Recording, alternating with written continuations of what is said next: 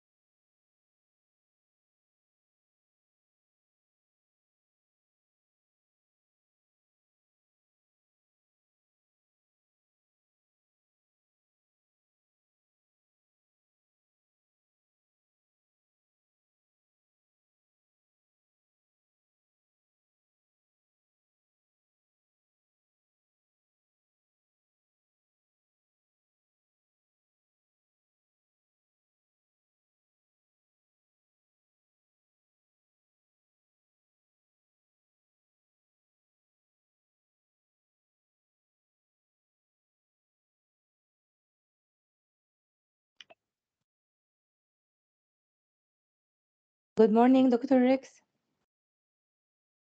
You are muted. I think you are muted. Uh, it shows here that you are muted. I'm not sure.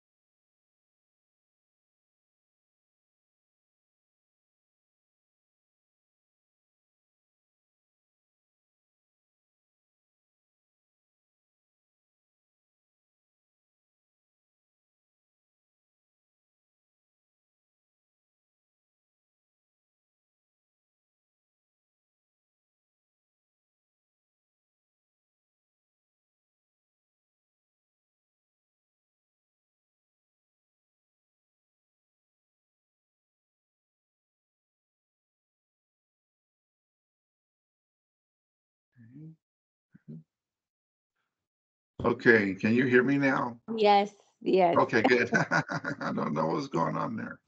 Yeah, sometimes technology is not so kind. All right. Okay, very good. Okay, good. It's already recording. It's good. And can you see my presentation? Can you see the Yes, presentation? yes, I can see your presentation. Very Yeah. good. Yeah, for some reason, oh, now that they have this fixed, when I share my screen, it doesn't show me in the main screen, but you can see it, and that's fine. And I know that when you share your screen, I can see it because I was able to share, have Samya share her screen when we did our one-on-one. So I'm not sure why I don't see my presentation on the screen. So I just kind of look off to the left here to Mm. see it. 'Cause I have a different monitor, but strange things. So good. Hello, Mansoor. Hello, Professor. How are you doing today? Good, good. How are you? I'm doing well, thank you. I'll turn up the sound there a little bit. Okay, I was having some technical difficulties there. I couldn't get my microphone to unmute. And in fact, the camera wasn't working either for a little bit there. But I think we're good.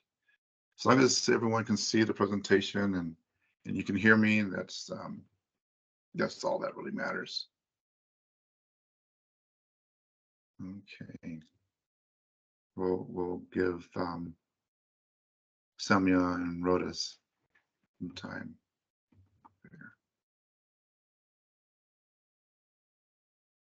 And I don't remember seeing anything saying they couldn't make it today, so I think they'll be on.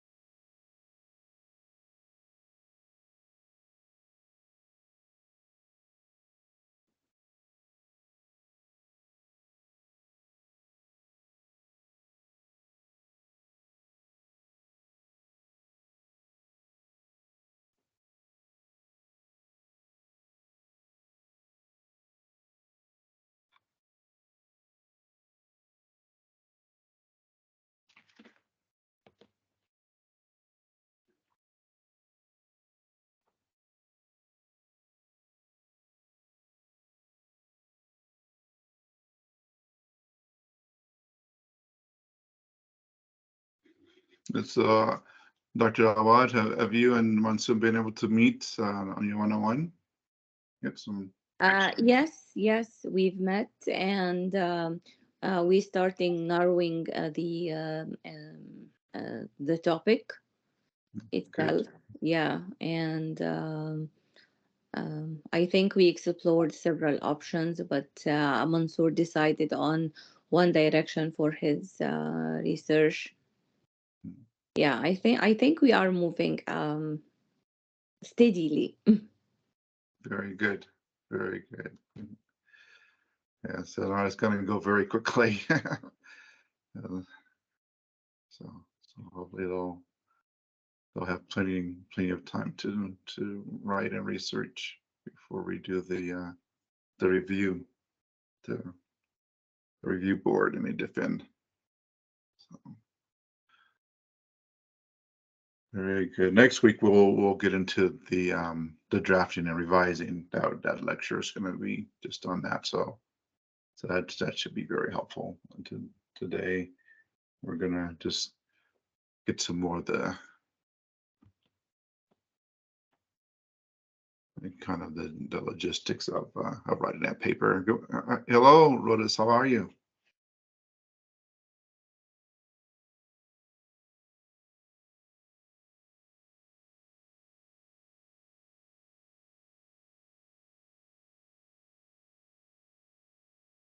And then we'll give Samia. Hello. I'm doing well, thank you.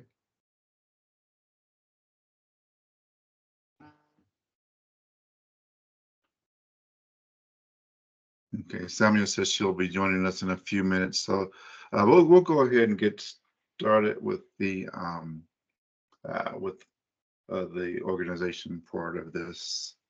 Just kind of make sure everyone's on the same page. I've met with Samia in her one-on-one, so I know that she's up to speed on that. Okay, so right now I just wanted to make sure that you I think everyone, most of you have been able to complete the discussions for weeks 1 through 5. If you haven't been able to do that yet, please make sure you can get that done. And then you have the assignments that I had assignments for a few of those weeks. So there was a quiz and then writing assignments. So, and we're done with that part of the course as far as the assignments and the quizzes. We won't have any more of those. But make sure you get that first quiz in and those 2 writing assignments. And then make sure you're responding to that discussion for this week, and you're showing your examples of modes of development. And then that's the reading you should have done to prepare for this lecture. And if you haven't been able to do so, please go back and be sure to read that. That's a really good section, and we'll be covering that in this lecture today. And then the week 8 discussion, this is the focus of your writing, which is great. And I give you the option of being able to use a portion of your thesis draft in your discussion post there. So, and then here, this is the reading. So we'll be reading from both books for this upcoming week. Chapter 3, outlining and drafting an essay. And then chapter 14, editing fundamentals, in the other book.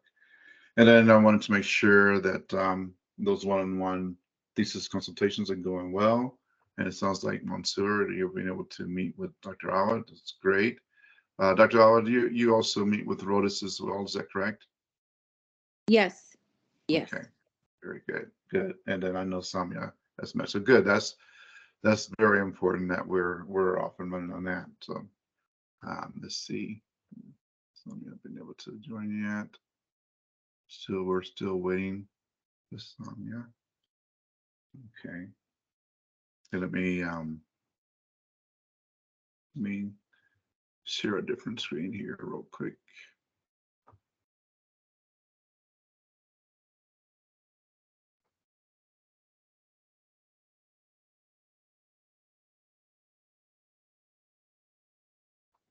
Okay.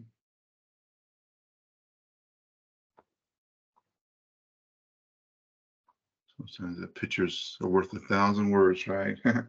So let's go ahead and scroll through here. So here's where we had that the one quiz, and so there's that one, and then there's an essay assignment for that week 3. There's also one for week 4. And then I think that's it. Yep. That was the 1 quiz and the 2 writing assignments. So I want to make sure we get those done. And then here we are. I think we have most. Okay, yeah. So we still need to get some more participation in that the week 5 and get everyone caught up on that week 6 discussion. So okay. Yeah, let's see here. Week 4, how we're doing on week 4. Yeah, we still need to get in there. Okay, good morning. Okay. Good morning, Professor. Good morning, everyone. Good morning. Sorry for being a little late. It's okay. I hope everything is okay. Yeah, everything is fine. It's just like like 13-day ritual. So I'm trying to prepare for that in the parallel. Okay. Right. Well, welcome everyone. This is our week 7.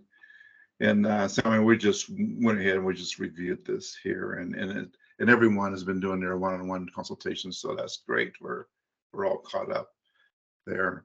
Okay, so today we're going to talk about choosing modes of development, and this is an important topic to cover as you get into writing your thesis and get working on those drafts, because a lot of times we'll get this writer's block, and okay, I have this idea, but how do I get started? And this lecture will help with that. So, okay, so suppose you're writing an information paper about earthships, the sustainable houses that people build in remote areas of the power grid. You have to get your essay off the ground somehow. You need an idea for an introduction. What are your options? Okay, so you could describe an earthship, giving specific details about the natural and recycled building materials and ground-hugging architecture. You could define the term earthship. That would be helpful, right? And explain the ways in which such houses are self-enclosed environments like spaceships. Okay, so that gives you a lot there. You can just do that, and then you could narrate or tell the story of a typical day in an earthship, comparing the experience to a day in a non-sustainable house. So using this earthships as an example, these are some ways you can approach your topic. And these 3 options, among other possibilities, are modes of development. The modes are moves that writers make when constructing a piece of writing. Okay, so you're getting started. Now, a lot of times you can just kind of start by just free writing, but focusing on, okay, what do I want to do? What's going to help the reader to understand what this topic's about, and what my and ultimately what my argument is, and what I'm trying to persuade them to accept or believe. Okay, any questions there? Okay, we'll go into some more details. Okay, so what are modes? What are the modes? And there are 8 that they're discussed in this chapter, and basically you'll find that most people will they'll just refer to these 8. It's pretty common, pretty typical that there's these 8 that are identified as modes of development, and they'll sometimes they're referred to as methods or patterns, or you'll see different. It's not always called a mode of development, but it's all the same. So exemplifying, giving instances or examples, narrating, telling a story or recounting a process, describing, showing the parts or features of something, evaluating, assessing how good something is, defining, telling what something means, classifying, putting something in a group with similar things, comparing and contrasting, you'll do a lot of that, saying what something is like and not like, and then showing cause and effect. Again, you'll be showing a lot. You'll be doing a lot of that as well. 7 and 8 for sure, explaining why something exists or happens. And as we go through the lecture, you'll see that the authors of the book are saying that at some point you'll be doing all of these, and they kind of they work together. It's not you choose one or another. It's interesting that they the title of the chapter is choosing modes of development, and when in actuality you'll be using all 8 at some point in the process. So let's stick with that. So what do the modes look like in detail? So exemplifying. When you exemplify, you give the reader instances or examples to answer the questions who, what, and which. Okay. Brief examples, extended examples. So you'll use both in your thesis. It depends on what that specific thing is. You can be brief, or you may want to, or you may have to have a more extended example because it might be a complex topic or concept that you're trying to convey. Okay, is that clear? Anyone have any questions on that? Okay, very good. All right. Okay, so what do the modes look like in detail? And this is the narrating one. So when you narrate, you tell a story or recount a process. Narratives answer the question, what happened? Types of narratives: anecdotes, dialogue, summaries, process narratives. Okay, is everyone clear on this? I think dialogue, summaries, and process narratives are okay. How about anecdotes? Um, anyone need clarification on that? An example of an anecdote? Yes, please, Professor. Would you like? It's clear. Did you say, Mansour? I would like you to a little Okay. bit. Sure, very good. So when you use an anecdote, you take your topic and you're using an example of something to help the reader to understand that topic. So if we go back to the spaceships example, they were giving this anecdote of how they're tight like an actual spaceship. So this concept of the spaceship, when you're in space, you have to make sure that everything is tight so that the environment inside of the spaceship is not compromised by outside forces, because there's no breathable atmosphere in space. So you use this anecdote to kind of help the readers to understand that this is why we do this. This is a self-contained environment in these Earth ships, and thus the name Earth ships. Okay, and you can use something that's contemporary, a story that's contemporary. You can you're telling a story with your anecdote. So I'm not sure what your topic is, but let's say your topic was how to do archery. Archery or whatever. Someone was doing archery, or well, that's not a good one. So let's say it was we want to change the driving age across the U.S. to 12 years old. And so it's like, why would you want to do that? So as you can see, here's a story. There was a couple, and they had one child, a daughter, and they had uh, um, um, a leak in their furnace. It caused um, some toxic gases to come in. Well, the daughter could have sent them to, yes, Samia.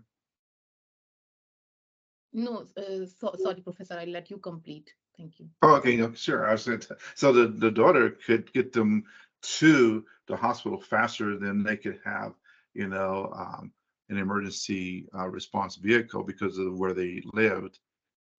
But she couldn't legally drive, and so they were using this example to just all these different, scenarios where a younger person could actually save lives in other ways, so that you're telling this story, you're sharing that story to support your argument. So there's an anecdote as well. So just go ahead, Samia.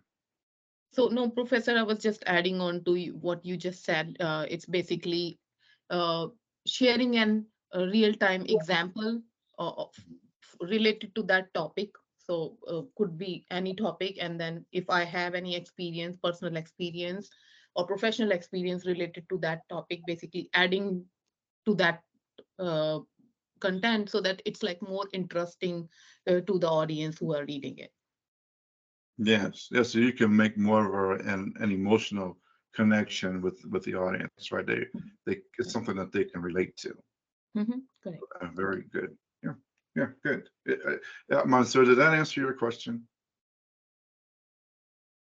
Yes, thank you, Professor. Okay, good. Very good. Thank you for asking the question too. I know that in classes sometimes when the one person asks a question, it's a question that others have as well. So I appreciate when you're asking questions in the class. So thank you.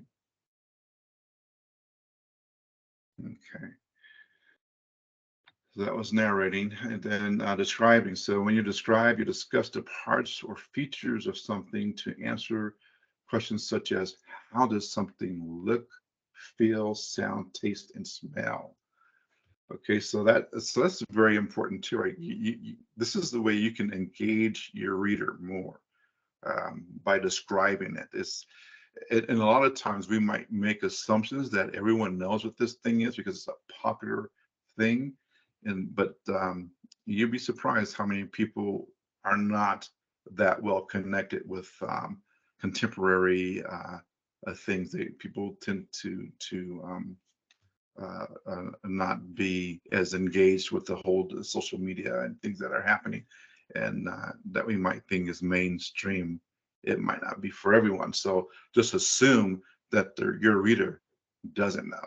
That's the safest way to write a thesis paper, is to assume that the reader is not a subject matter expert, that they don't really know the topic. So you want to make sure that you're describing it is in as much detail as possible.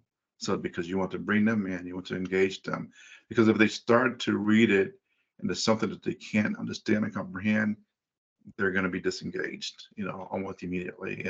And that will, in your case, when you're defending your thesis, that will affect the panel of people who are going to approve it or reject the thesis, and they'll have a copy of your thesis to peruse before the your defense.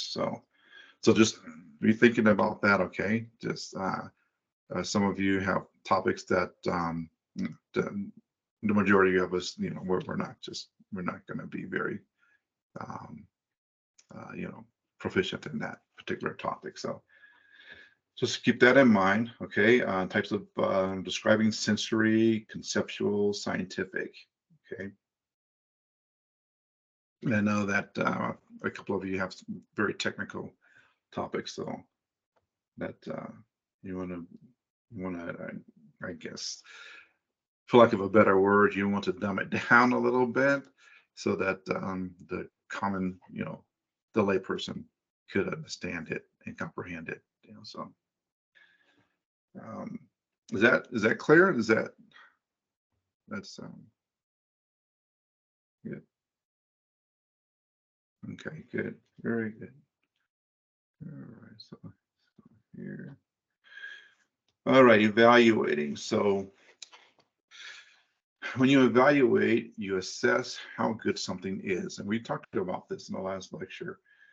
Use the evaluation mode to answer questions such as these. How well does this work? How bad would it be if that happened? And then it tells you there's more on page 314 in the book. And types of evaluation: personal and formal evaluation. So what would be an example of a personal evaluation?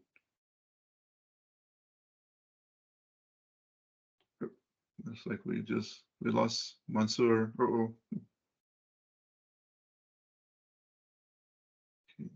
You may have jumped off there. So, so someone give me an example of a personal evaluation. I think we we're probably will agree on a formal one, but we'll come to that in a minute. But what would be a personal evaluation?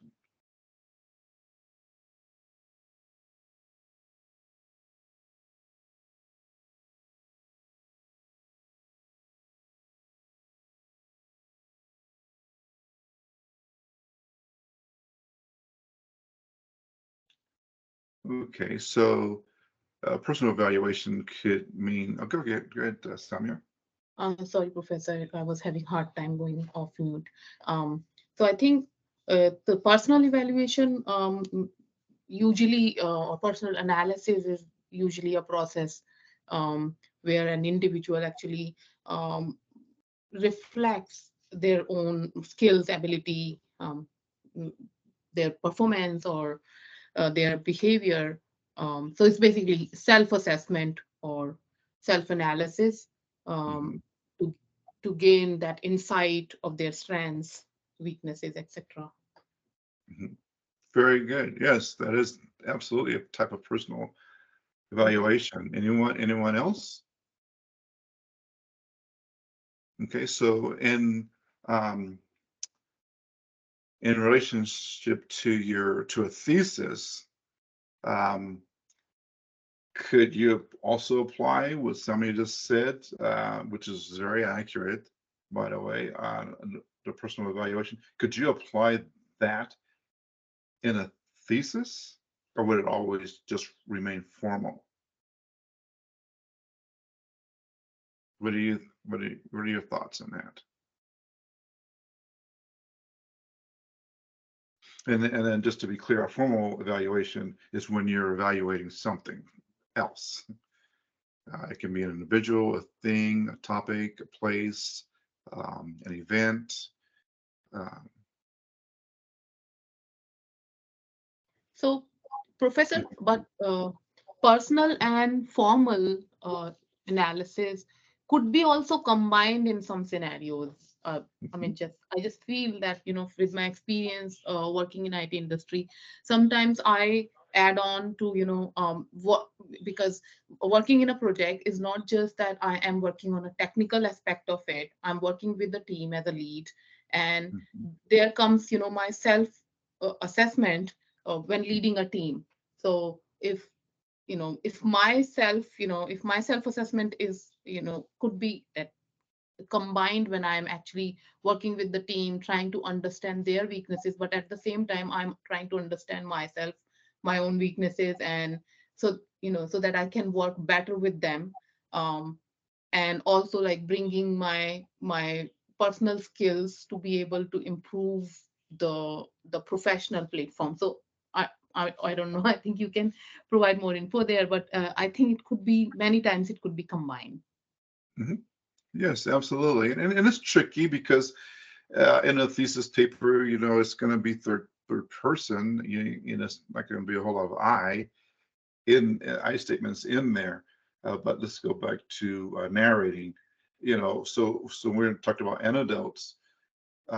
Absolutely, you could share something that's related to your own experiences and your own yeah, yeah. So and your own expertise, and then it's just what you're going to be doing in most cases anyway when you're writing a thesis. So very good. Yeah. So yes, there will be elements of a personal evaluation in there along with the formal. Okay, so very good. Okay, and I think I have a video for you here. Okay, this is patterns. So they call it patterns instead of modes. You'll see that a lot too. So I thought this might be helpful. It kind of goes into a little more detail here. Welcome to today's vlog. My name is Teacher Isai. Our lesson for today is patterns of development in writing. Let's start with a warm-up activity.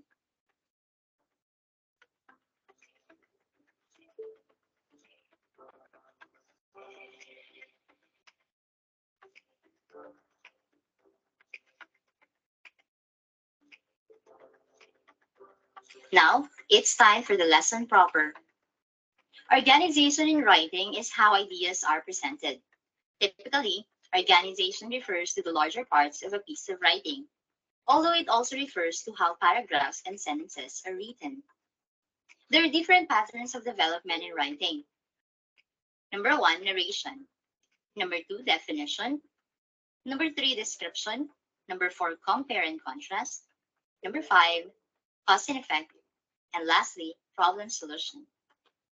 Let's discuss each one of them.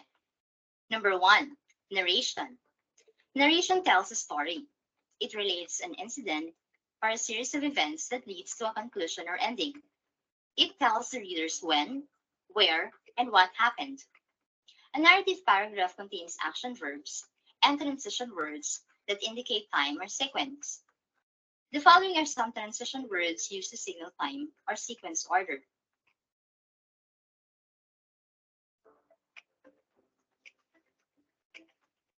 Narration is usually used in the humanities. In a writing class, for instance, you can write about a particular event or situation. Number 2, description. Description gives information of what a person, an object, a place, or a situation is like. It appeals to the reader's senses.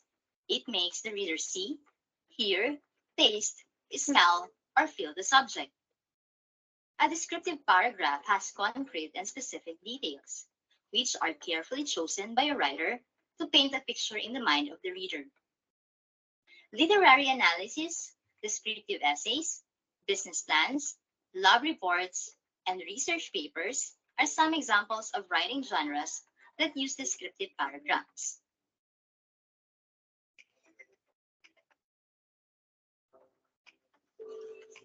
Number 3, definition.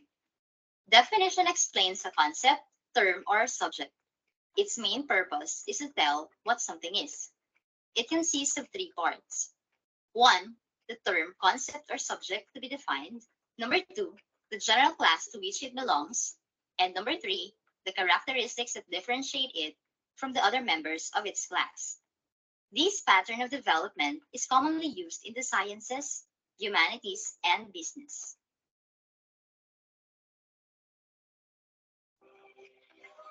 Let's start with the comparison. To compare persons, things, places, events, situations, or ideas is to show how they are alike. You need to identify the points of comparison and make a list of similar characteristics or qualities for each point of comparison. The following are the words that signal similarities.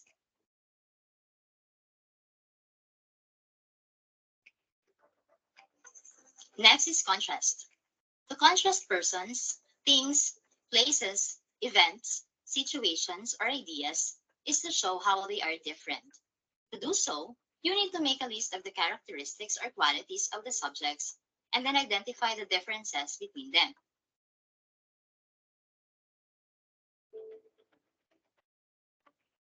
Comparison and contrast paragraphs are common in writing in many academic disciplines, like the humanities, sciences, and business.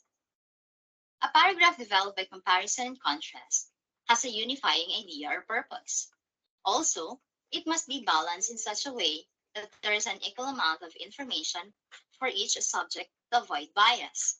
Number 5, cause and effect. A cause is simply why something happens, and an effect is what happens. Together, they can be used as a pattern of development in writing. With a cause and effect pattern, the writer can explain how an event or action leads to another. The following words can be used to signal cause and effect.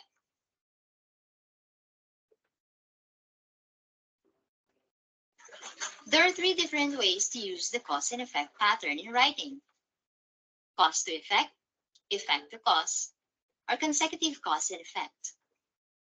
Number 6, problem solution. A problem in general is an unsatisfactory situation that causes troubles or difficulties. Therefore, it needs a solution, a way to deal with the situation so that the troubles or difficulties are removed. In writing across disciplines, the problem solution pattern of development is used to deal with topics that pose problems and present solutions in a logical manner. Example words that signal problem solution.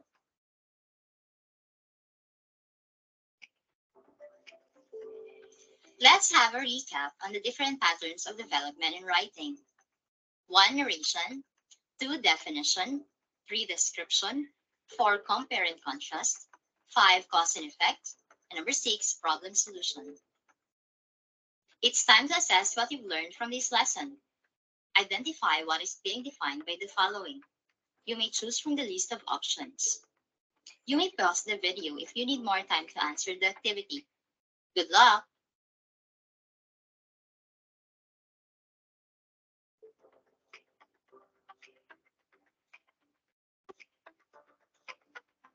If you're sure with your answers, it's time to check.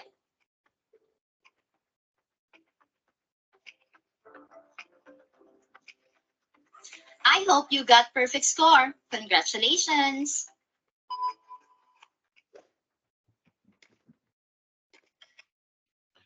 Okay, so only 5 of those 6 that she covered early in our let me go ahead and go back to our list here. Okay, so she talks about cause and effects, comparison, contrast, narrating, and defining, and I believe she also talked about evaluation. I think those were the 5. 1, 2, 3, 4, 5. Or describing, yeah. Okay, so yeah, defining, narrating, defining, compare, contrasting, show cause and effect, and I can't even remember. I think it was describing. I think was one of her 5 that she had in the video, but for sure these 4. Yes. Finding narrow. Okay, good. Yeah, So describing was also there. Yes. okay, good. So she mentioned how in research papers you do compare and contrasting, and that's very, very true. And then I think also cause and effect as well. And then I like how she included narrating, so telling the story. And of course, we have to define something. So then she had the problem solving, which is, that's not one that the book goes into, but it's just part of research, right? You have a problem statement, and we have our hypothesis, and so that's just something that's inherent in research. But yeah, I like that she gave some really good examples there, and the video kind of went a little bit too quick to kind of go through the exercises that she had up there. I thought that needed to be paused a little bit. I could have paused that there, but So, yeah, go so ahead. Professor, Yes. do we have to provide the solution as well for our topic? Not most research studies don't have a solution, but they have recommendations for the research and what the research, it opens the conversation, or it's a continuation of a conversation. So yeah, you do not have to show a solution. If you have one, excellent. Okay. That's great. So you would provide suggestions, things like that. So okay. So let's go ahead and I'm going to go ahead and skip past this one. We'll come back to the break here in a little bit. So here we are with the defining part of the modes. Okay. So when you define, you tell what something means. Definitions primarily answer who and what questions. Who is this person? What is that? What does this mean? So this is going to be very, very important. As I was saying earlier, it really is going to be important for you to utilize this mode in your thesis, because just assume we don't know what your topic is. We don't understand it. We might have a very high level surface, understanding of it, something that's, but not that deep understanding, just a superficial kind of understanding of it. So simple definitions can be complex definitions, negative, stipulative definitions. So what would be an example of a negative definition? Could someone give me that? A negative definition, which I think this is an interesting concept of it in itself. Would that be a biased opinion, do you think?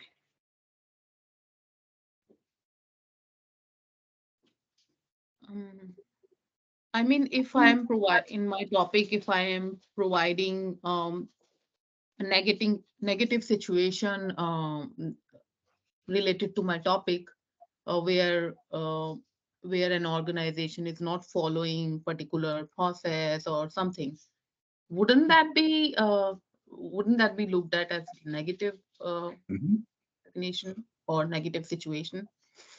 Correct. So what that's an excellent example. So what you would be doing there is you're presenting your point of view. In your point of view, this is how this particular situation or thing is defined from your perspective.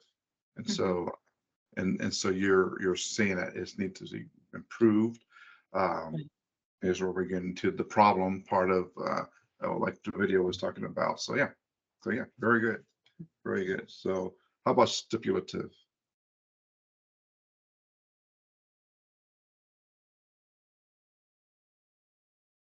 So here, let's go to Merriam-Webster here to help us out with that one. When you stipulate something, you're okay. So let me bring this over.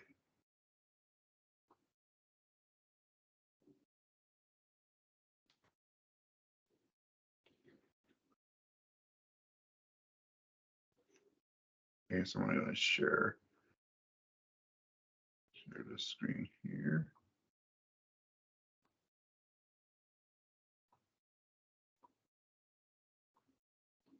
Okay, so to make an agreement, a covenant to do or forbear something, to demand an express term in an agreement, to stipulate, to specify as a condition or requirement, to give a guarantee of. So let's go back to our slide here. So, Professor, when I Googled it, the stipulative definition is a type of definition which introduces a new or specific meaning to a word or term. Yep, very good. Yes. So what would be an example of a stipulative definition?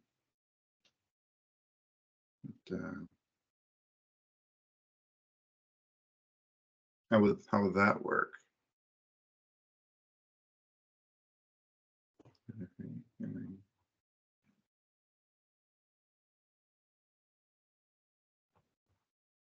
Okay.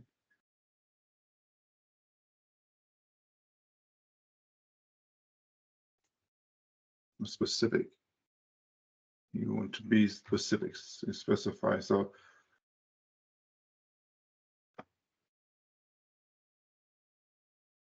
okay, so let's say you were doing your argument was based on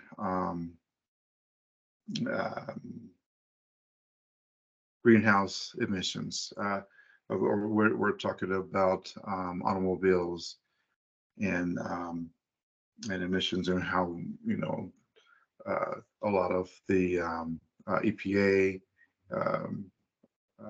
agencies want to go to vehicles that are more that have less, emissions, and that basically electric vehicles. So how would you do a stipulative definition if you wanted to do that? How would what would that look like?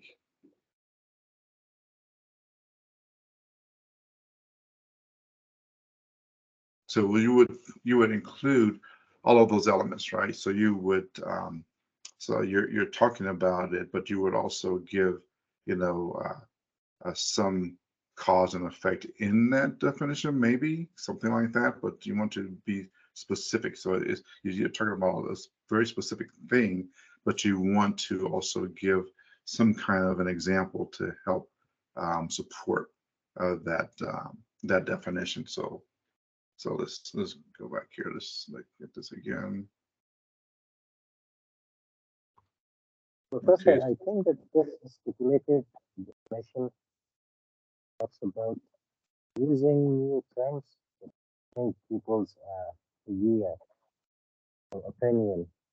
So I think you can use these arguments or these definitions to change people's idea. Good information.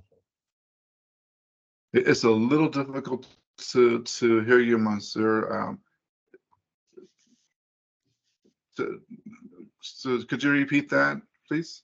Oh, we just lost.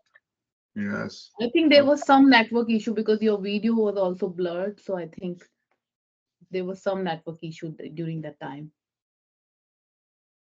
Oh, say it again, Samia.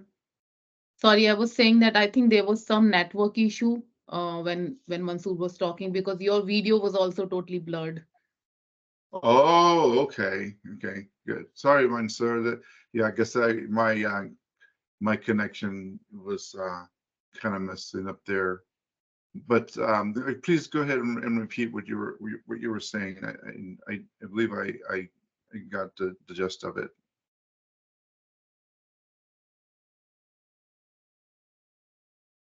Professor, can you hear me now? Yes. Okay, I was just saying that I think that stipulative definition will help us to use new terms or updated terms to change people's idea who are reading our thesis or reading our research. Am I right? Okay. Yes. Good. Yes. Very good. Yep. That's right. So exactly. So everything is intentional. When you're writing a thesis, you don't want to have, for one thing, you just don't have the time, right, to just put anything down on paper unless it's intentional. So just keep that in mind. So very good. Yes, that would help. Being a stipulative definition would help the reader to understand, to clarify that. So very good. Yeah, good. Okay, and then let's go. Okay, so classifying. Okay, so when you classify, you put something in a group with similar things. Classifications can answer several questions. What kind of thing is this? How is this related to that? Where does that fit in a larger scheme? And so types of classification include simple classification, mixed classification, questioning classification. So I think simple and mixed are probably, pretty straightforward.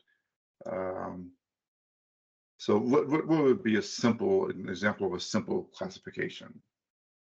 Let's say you're talking about different types of voting registration or what have you. And so you're just going to classify this particular type of voting method, a mixed classification, and that would be you're bringing in different elements of voting. So like you have your in the U.S. they have the delegates. They have the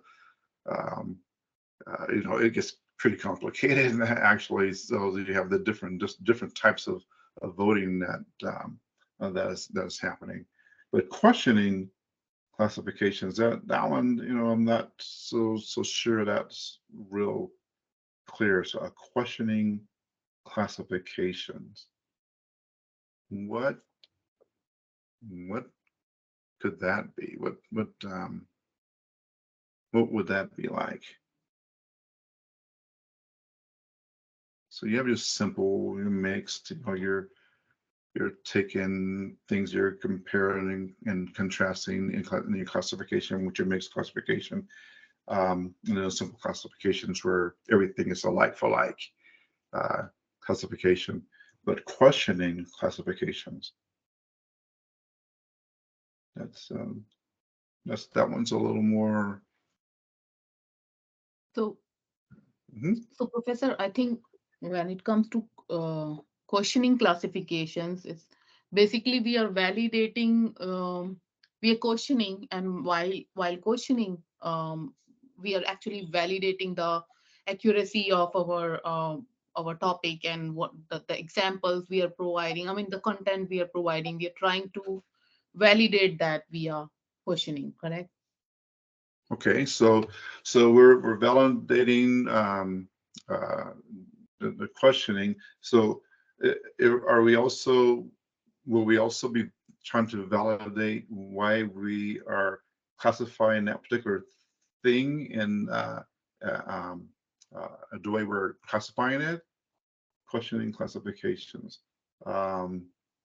So we have that, but why is it this thing? So we say, what kind of thing is it? So we say it's this thing, but why is it this thing? How is this related to that? This is how it's related to that. Where does that fit in a larger scheme? Okay, so that's is that the way you understood it, Damia? Yeah, no, I'm thinking when you were saying this. So basically, what I am thinking from this like that whatever topic I'm writing, and I'm providing the examples, and then questioning that approach within my examples to validate if it is really correct or not. But I think it goes around the topic, what the topic is, and what kind of questions we can ask in terms of validity. So it all depends on that. Yes, and definitely something brainstorming there that, okay, we are brainstorming and validating whether this is really correct or not. So totally like depends on the topic we are selecting. Okay, so we're essentially classifying our questions. Yes, correct. Okay, Yes. all right, good, very good. Yep. Okay, so let's see here. Let's go to another one. Before we go, did anyone else have any comments on that? Any questions on this? Yes, doctor. I'd like to add just a quick comment about classification, because we do this a lot because we have lots of information and data that we will collect through research. So we need to group the information that we got. So we have to find, for example, common themes or common characteristics. So this organizes the information that we receive. We highlight themes. These could be certain observations, challenges, whatever the topic is, but it's finding some ground for grouping. Yeah. Very good. Yes, thank you. Thank you for adding that. Yeah. So this is so what Dr. Howard is saying is that in your thesis paper, when you're doing your research, you're going to have things that are going to be grouped into these different categories. And so and it's going to follow your paper is going to be laid out so that you're going to follow this progression so that you have certain things in this category. So she mentioned categorizing these different topics and things and topics and subjects and different research findings, literature that supports that particular thing. So you'll have a logical progression as you move through your thesis, and then it's relevant. So that although they talk about mixed classification here, it doesn't mean that you're going to have something that's completely irrelevant to the thesis of the theme of that particular section of the paper of your research study. But it's just saying that you'll have different examples, but you will be categorized and organized throughout the paper so that it makes sense. So good. So thank you for that. Yes. So that's so classifying is categorizing as well. I'm glad you clarify that. I didn't. I was assuming that everyone understood that, and that was good to clarify that. Okay. So good. Very good. Okay. So yep. So it's good, and those are the questions that you'll be asking. What kind of thing is this? And you're asking yourself those questions so that you'll know where to place it in the thesis, where to order it. Okay. Okay, as well as defining it for your reader. Okay. All right. Okay, so let's go back to okay. So I think this is a good place to have a break, and then we'll come back, and then we'll get into the last. I think we have one or two more of the modes of development to discuss, and then we'll get into some details on that and some good question and answer feedback. So good so far. All right. See you at 10 Eastern. Okay. Or 10 Eastern. 10 after. Okay. Professor, thank you. You're welcome.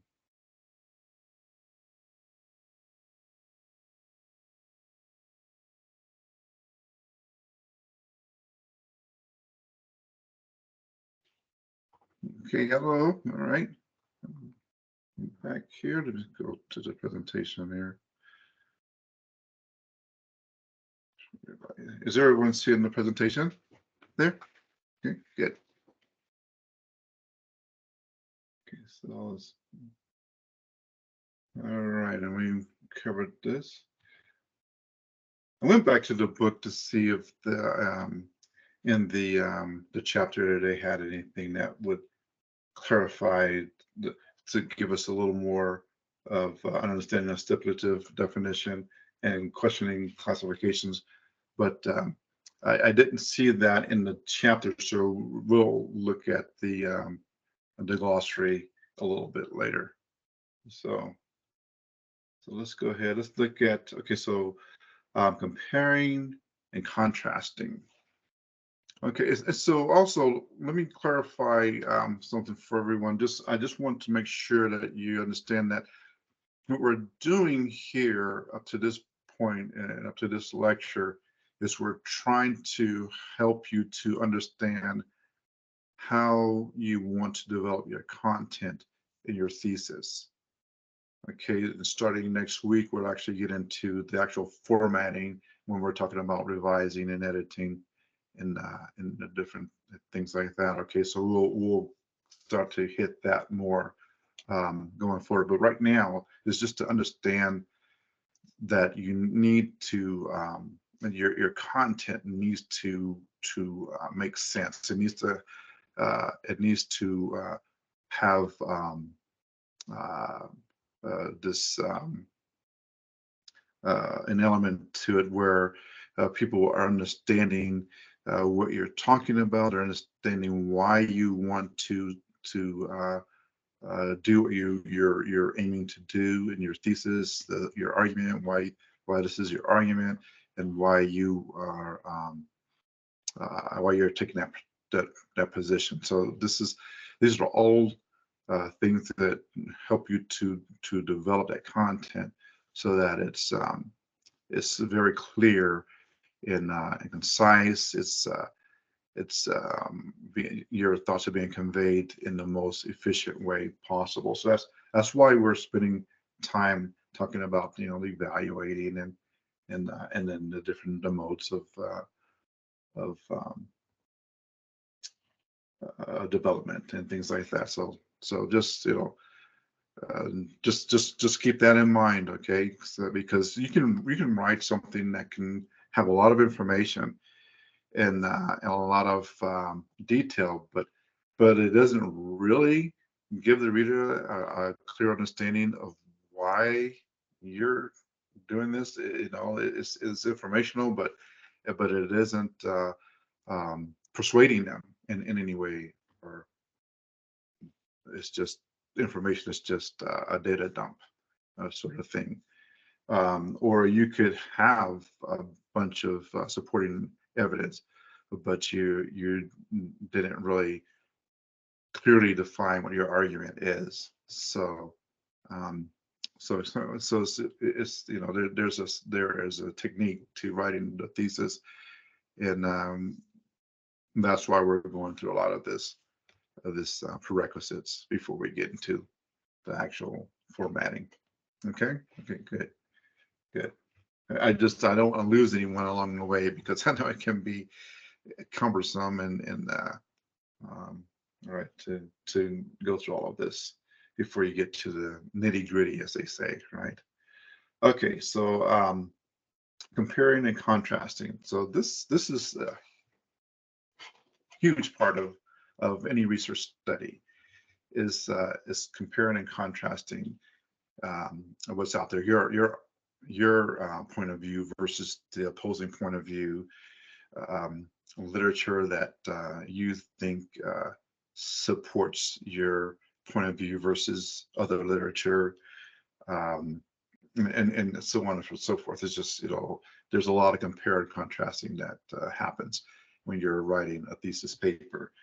In other words, you wouldn't even have an argument if you didn't have a contrasting, point of view to yours. When you write to compare or contrast, you're answering these questions. How are these things similar? How do they differ? So very, very, very important to keep that in mind. Of course, types of comparison and contrasting modes include comparison, contrast, and analogy. Okay. And that's something that is always very helpful, because an analogy helps people to visualize the thing better. When they can see it, it helps them to understand it. So when you can draw an analogy with something, and you're giving them an example of this visual image, and through words of what you're hoping to convey. Okay, so and I kind of give an analogy, right, with the story about the young girl who could save her parents, if she had a driver's license, where an analogy could be any story or concept, or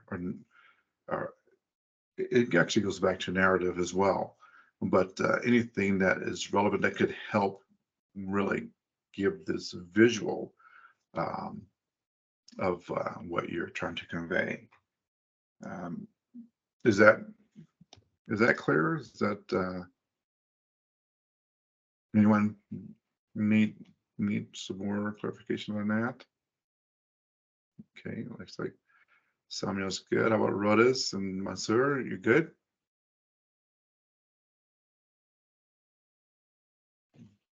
Okay. All right. Yes, Professor. All right. Okay, good. Very good. All right. So that that was the compare and contrast. So cause and effect. So in scientific research, there's a lot of you definitely want to show cause and effect, but you can also do that in your thesis because you are trying to show cause and effect to support your argument. Cause and effect explains why something exists or happens. It answers how and why questions. How did this happen? Why is this the case? The mode often arranges information in a chronology to show causation or to suggest an effect. So chronologically, you can show, okay, over a course of time, this has happened. And this happened. They show this through lots of things, right? This can be the CDC, the Center for Disease Control shows, over time, this is what happens, with certain illnesses. It could show environmental studies definitely show the chronological, order of things, how it is, what had the ice age and then, so forth and so, and go on. Or they show, back in the early 1900s when the Industrial Revolution was really booming, and they had all of no one had any kind of environmental controls on factories and emissions. It just, things that happen. But then they start to notice that people were having respiratory illnesses, and then they were able to show that cause and effect in lots of different ways. What happened, in what order, what might happen next. So this is a very, very, this is going to be a very, very strong element in your argument to show a cause and effect. Okay, so simple causation and complex causation.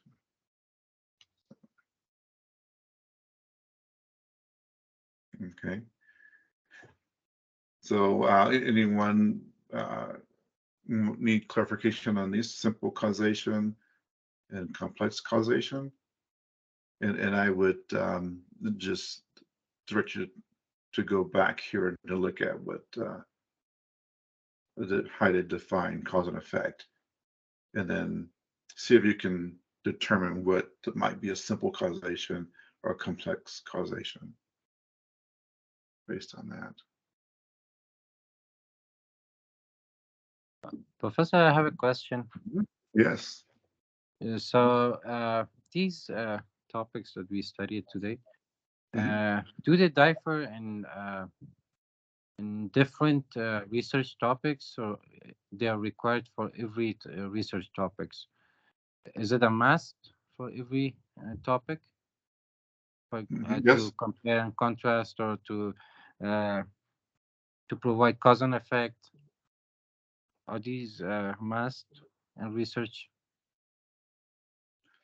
That's a very good question, Windsor. Excellent question. So, and it depends. You're absolutely right. So with cause and effect, and the reason I say cause and effect is going to be important because you're going to be arguing a point of view or side. You're going to take a side in your thesis.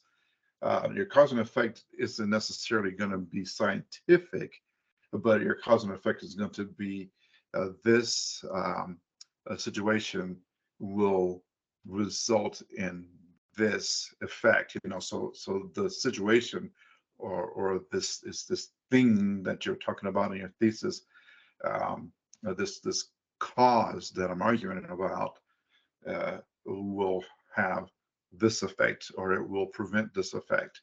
So it's not necessarily talking about something as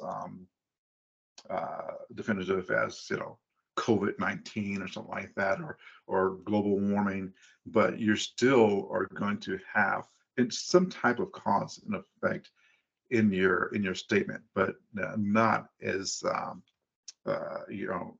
not in the same way you would in a scientific research study. So it some of this is just going to be intuitive.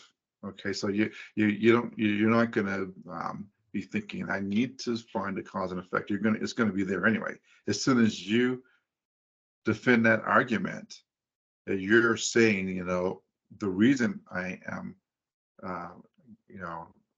arguing this, here's my reason and here's my evidence. Your evidence really is going to show what the effect is of that particular thing. So you have, in essence, a cause and effect. Does that make sense, Mansoor? Is that? Thank you, Professor. Yes. Okay, good. That's very good. And then let's go back into comparing and contrasting. The same is here too. So you have your perspective and your point of view, and you're going to be arguing that and supporting that, and you want to persuade the reader that you're correct. But without that, you're going to be comparing it and contrasting it against the opposing point of view. And then you'll also have other things within your paper where you'll compare, contrast different elements to support your argument. It's going to take a lot of skill to do it, but that's what we're doing here. We're helping you to think, to begin to think, along these lines, so that it'll be intuitive to you. So as you're going through, you say, oh, this just pertains to that. So let's go back to our okay, exemplifying, giving instances or examples.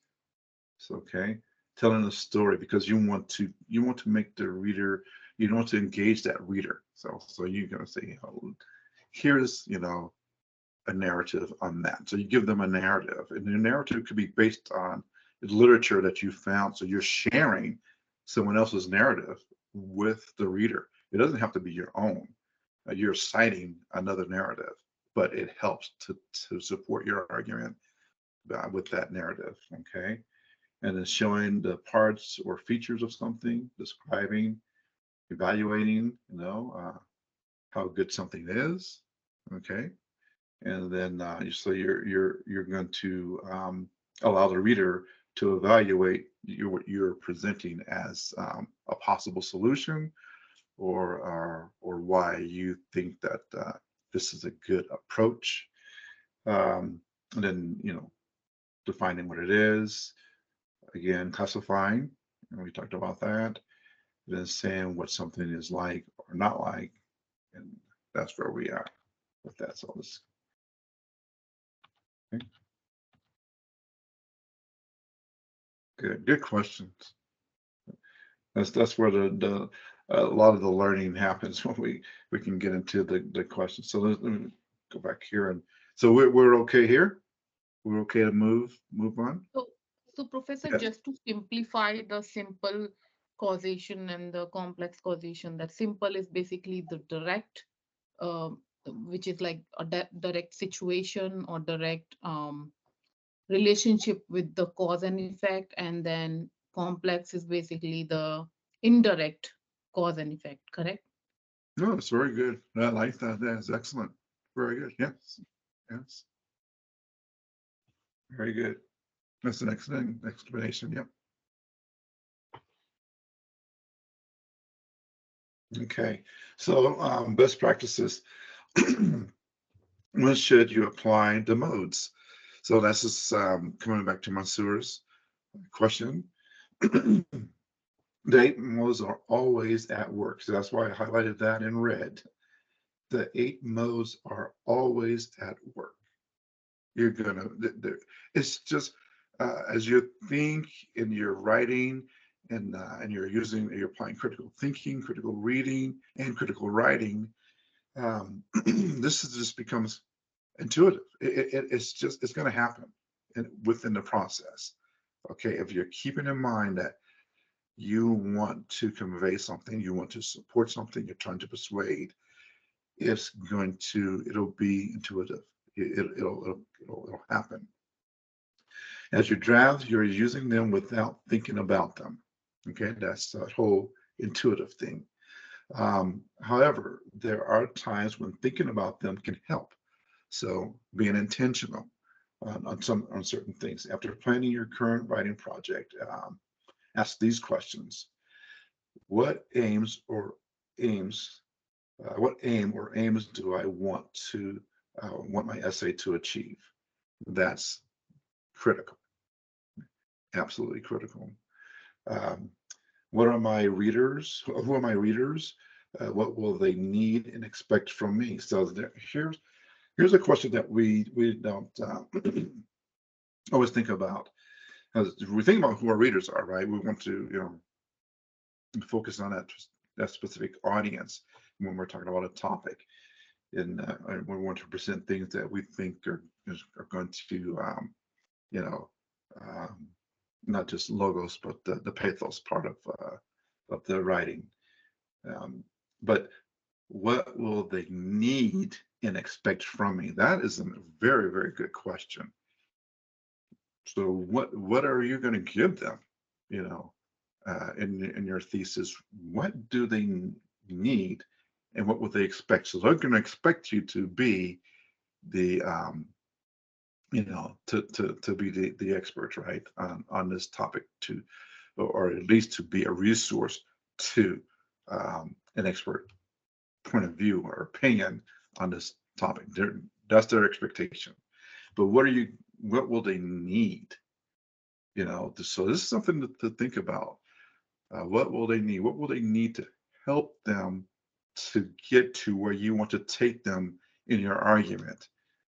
Okay, what will they need? What will they need to be convinced? Okay, when revising a paper, when you have a paper in first draft, examine it for undeveloped points, and we'll talk about this in detail next week. Ask the same questions as in item 1, and sketch out additional or different moves to solve whatever development problems you detect. Okay. Oh, looks like we lost Rhoda's. Okay, when assessing graded papers, look at the instructor comments. So this is going to be what you're going to be doing during your one-on-one and taking that feedback back. You want to make sure you look at our comments, think about the comments in that one-on-one. Did they single out places where development could improve? Do you see ways to develop more fully what you said, either by adding modes or using different ones? And again, that goes back to Mansoor's question. So yeah, so good. That's where we want to be with that. So let's look what else we have here. We'll give Rhoda a chance to come in. Okay, so how can I develop a repertoire of modes? Okay, so what your tool set's going to be, your mold tool set, your tool bag. This chapter has been just a start for exploring options you have as a writer, and of course that's true. We can't cover everything in a lecture or even in a chapter. The 8 modes covered here do not exhaust the range of possibilities for inventing and developing ideas in your papers and other writing. So again, Mansoor, going back to your questions, is it necessary? Do you have to do it? It's going to happen just automatically, but you will also have other things that'll be going on in your paper that will transcend, these modes of development. It will go above and beyond that because of how you're developing your concept and your thesis. Like a good vocabulary, modes for development are part of a writer's toolbox. And the more you use them, the better you become at your craft. So skills, just like, you know, any other skill, you use them to get better at them, and you use them to keep them, because if you don't use certain skills, you lose them. That's just how certain skills work.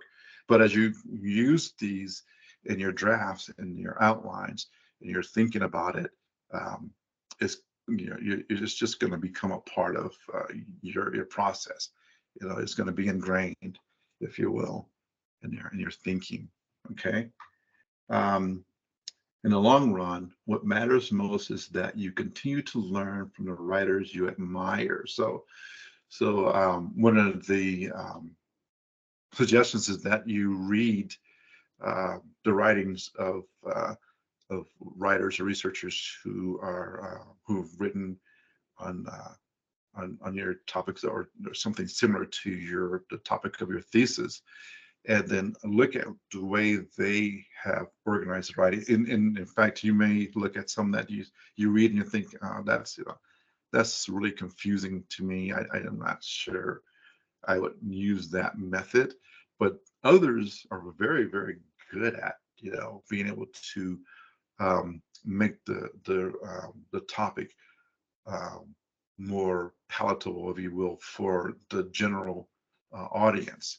And some writers and researchers are very skilled at that. So see if you can find one, maybe you have one in mind already, and maybe it isn't even on your research topic. It's just a writer that you admire, and they have a style that you can learn from. So as it says there, you know, learn from writers you admire. When working on a project of your own, feel free to imitate the modes of other authors. That's what I was talking about here, in your own way, with your own content, audiences, and purposes. So, you know, I like to do some fiction writing as well as nonfiction writing. I can tell you in my nonfiction writing, a lot of the processes that I use mimic my mentor. I had a mentor, a gentleman who's passed on. He was an educator for many, many years, and we wrote a couple of books together. But my nonfiction writing follows that process, because, you know, I admire the way he would write, and I think that it was an excellent method that he used. In fiction writing, one of my favorite authors was the late Robert Jordan, and who wrote fantasy, and also contemporary writers such as Brian Sanderson. So not Brian, but Sanderson. I can't even remember his first name now, but his writing is really good. He also was a student, if you will, of Robert Jordan, and he completed Robert Jordan's fantasy series, The Wheel of Time, after Jordan had passed away.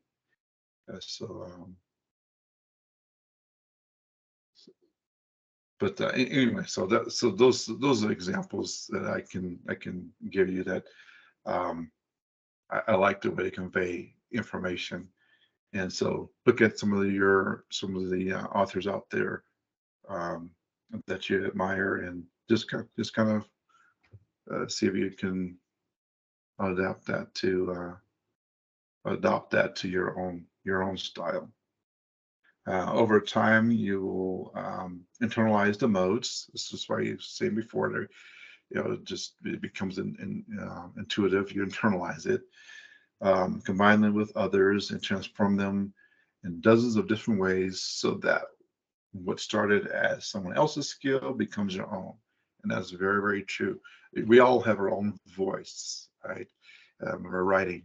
You have your own. You know, you may not realize that, but you do. You know, even if I'm reading your papers, and I've worked with you before, you have your own voice, your own tone, and sometimes when you're reading something without even knowing that it's Brandon Sanderson is the author, as a matter of fact, without even knowing that his writing is. They start to read it. I'll know this is written by Brandon Sanderson because his voice in his writing is just the way certain writers write. William Shakespeare, for instance, some people argue that he wasn't even a real person, but it's from that Shakespeare content, that style, or someone's mimicking Shakespeare. Okay, so let's. Okay, good. Let's see. All right, so let's look at the text book. Yes, Monsieur.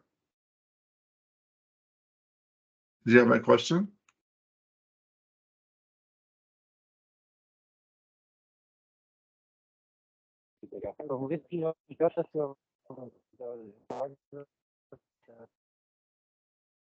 I think I might have a connection issue here. Just a moment. Try again, No, I Monsieur. think you don't have. I think it's from Mansoor. Oh, okay, We try. can hear you. Okay, try again, Monsieur, please.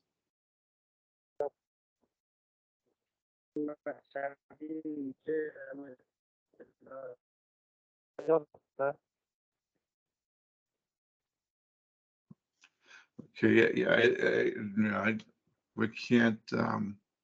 We can't hear you, Monsieur.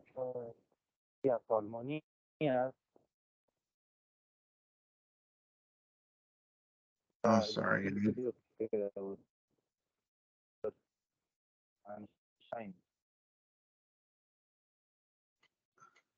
We can't hear you, Monsieur.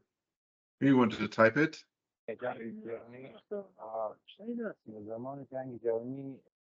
Okay, maybe he needs to mute himself.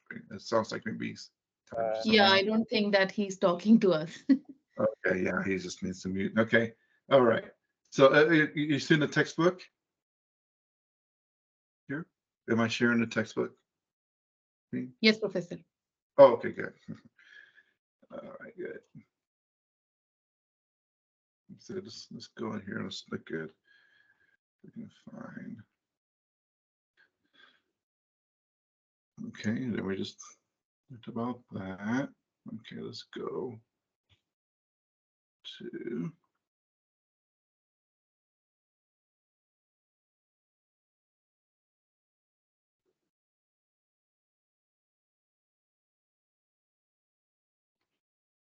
Okay, this is interesting. So I was talking about exemplifying. When you exemplify, you give the reader instances or examples to answer the questions who, what, and which.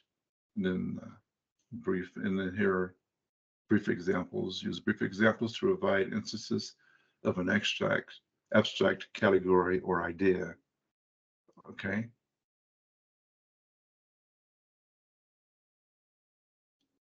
And they're talking about Al Gore's book, An Inconvenient Truth. It consists of 7 photographs showing examples from the category of green technology. Okay. Okay. And then let's see, extended examples. The mode of exemplification can be used to develop a paragraph or several paragraphs of your writing. So these extended examples usually incorporate other modes such as description or narration. So yeah, that demonstrates how they work together. The modes, they don't stand alone. We use them all. Okay, and then they're kind of giving us an example here in this narration. Those. Good.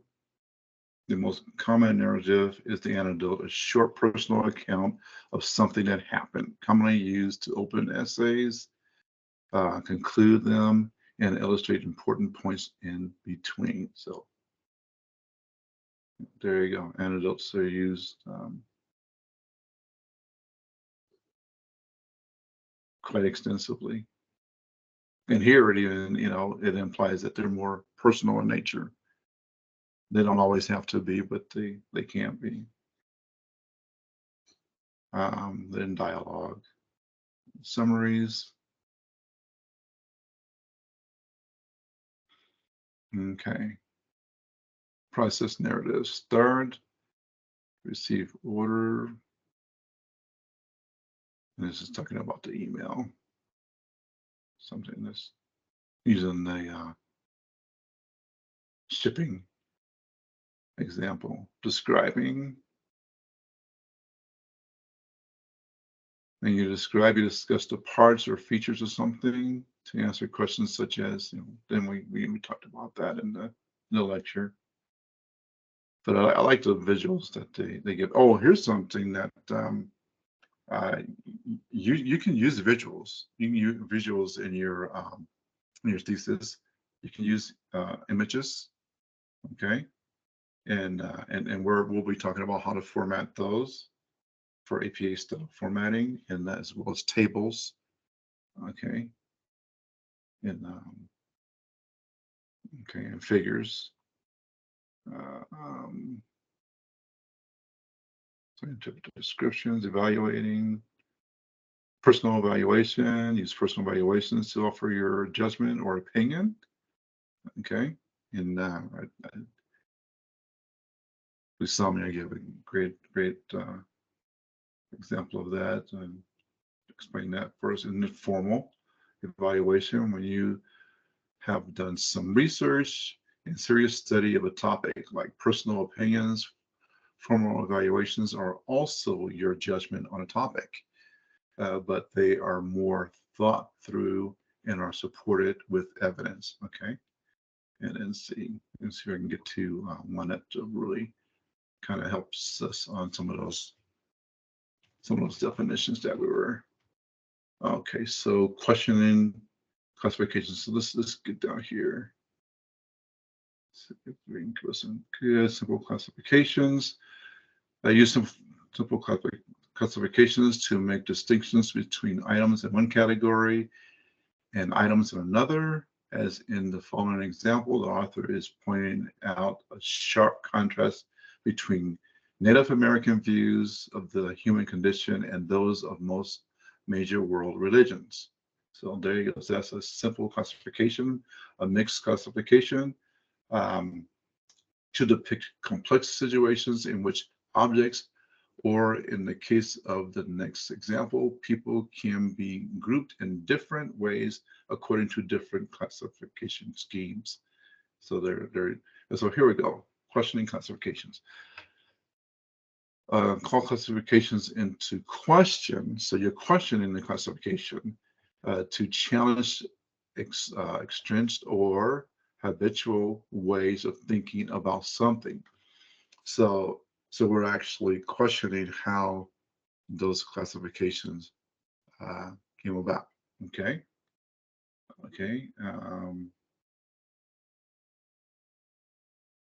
Here it says, unfortunately, classification can lead to stereotypes. Okay.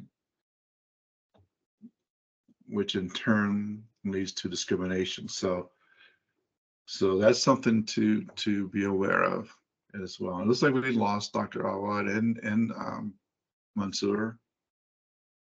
And so I just wanted I knew that they might have a better, even better definition of questioning classification, but I think we hit the nail on the head on that one during the lecture. But I just wanted to be sure, and let's go to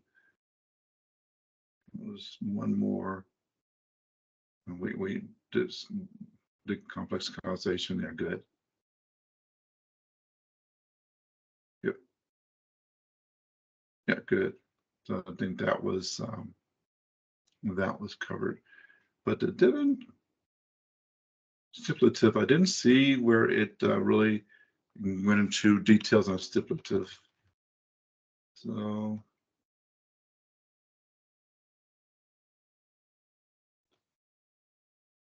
okay.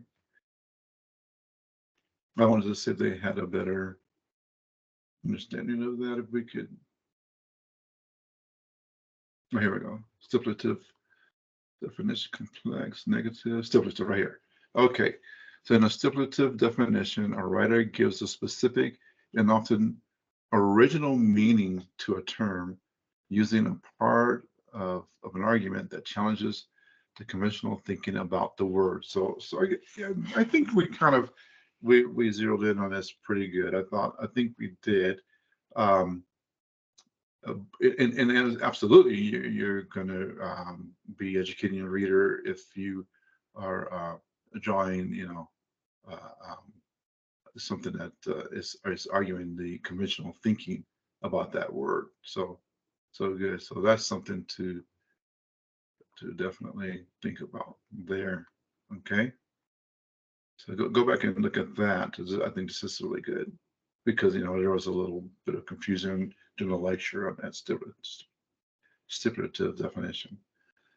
Okay, well, we've good. Okay, well, any questions, Samia, Rodas? No, Professor, I think I'm good. And really started looking at the samples you have provided. So I think I'll start creating a draft. So should have something to show you in our next 101. Okay, very good. Very good. Look forward to that. Rodas, so you're okay? Everything's good?